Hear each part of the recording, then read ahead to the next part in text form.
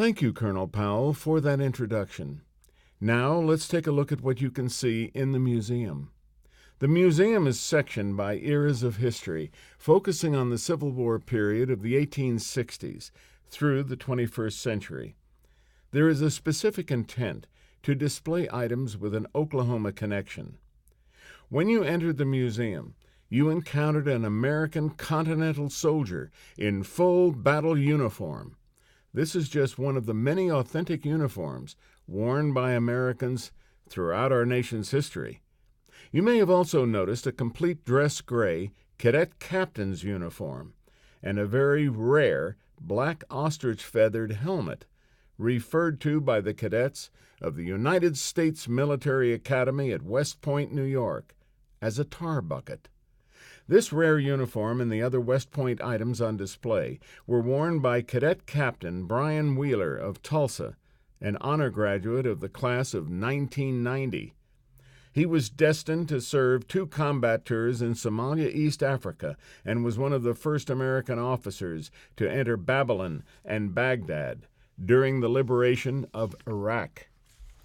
The long hallway is filled with rare prints and informative posters depicting conflicts and special events in American military history.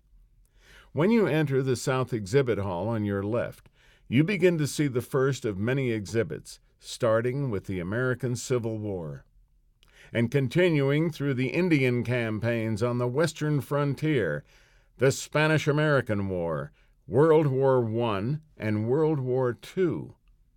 As just one of the unique items on display in the Civil War section, look for the original keys to the officers' barracks at Fort Gibson, the first U.S. Army fort built west of the Mississippi in what was then Indian Territory.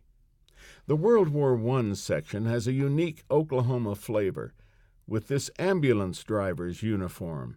It was actually worn by a Tulsa soldier during what his generation called the Great War. World War II fills the remaining hall with a myriad of unique and interesting items. Look for the original 45th Infantry Division swastika shoulder patch that was worn from 1923 until 1940, an original American Indian design for good luck. It was replaced by the red and gold Thunderbird due to the rise of the Nazi Party in Germany, and an original pen and ink drawing of the attack by Oklahoma's Thunderbirds when they overran the brick factory at Anzio, Italy in January 1944.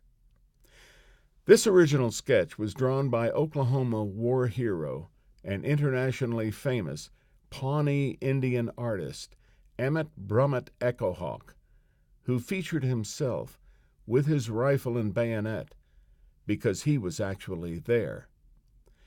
Before you cross the hall, you might want to go down the short hallway and view the Matt Bridwell model display.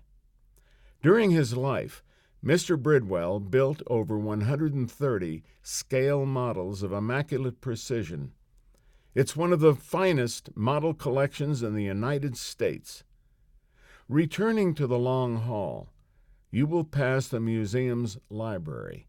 It contains thousands of books, journals, documents, and maps. Upon entering the hallway on the north side, you will enter the display dedicated to the Korean War, Vietnam, the Cold War, and ongoing conflicts. The Korean display features the uniform of Colonel John Hillman, a veteran of World War II and Korea, and member of the 45th Infantry Division's Thunderbirds, a distinguished officer and war hero. The highway from Okmulgee to Henrietta is named after Colonel Hillman. The Vietnam display features a communist POW tiger cage in which American prisoners were beaten and starved, along with the story of one of the heroic POWs who was tortured and finally killed by the Viet Cong. Look for the story of one of the Sky Soldiers chronicled by Lieutenant General Hal Moore in his book, We Were Soldiers Once and Young.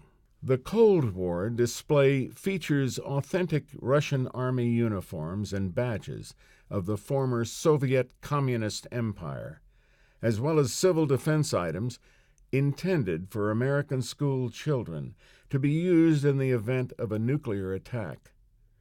Our modern section features items from both Afghanistan and Iraq. The ceremonial guard uniform was worn by elite Afghan soldiers in the presidential palace and capital of Kabul during the Afghan War. The Republican Guard uniform belonged to a former staff field marshal on Saddam Hussein's personal presidential staff, who was captured on the day Baghdad fell. You will see the U.S. chocolate ship uniforms, used only during Operation Desert Storm, as well as the new multicam U.S. field uniforms being used in current conflicts. Finally, the last wall features items from Oklahomans in all of the armed forces. There are many, ranging from those used by Oklahomans who participated in training deployments to Germany during the Cold War, to a copy of the Articles of Surrender that was presented to the Japanese to sign and end World War II. These articles were drawn up by Tulsa native Dallas Meade, who was a calligrapher on the battleship USS Missouri. As your tour ends, be sure to stop by the museum's store, where you may wish to purchase some items to remember your visit. We are a non-profit museum, and all your support and contributions are very much appreciated by our staff and volunteers.